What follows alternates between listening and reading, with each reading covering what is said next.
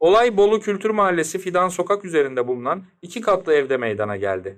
Edinilen bilgiye göre balkona çıkan 21 yaşındaki SG dengesini kaybederek 2 katlı evin balkonundan yere düştü. Kafa üstü beton zemine düşen genç yaralandı. SG'yi yerde gören ailesi durumu 112 acil çağrı merkezine bildirdi.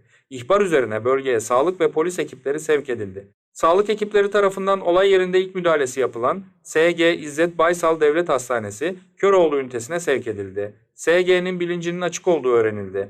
Polis ekipleri olayla ilgili inceleme başlattı. Gel buraya.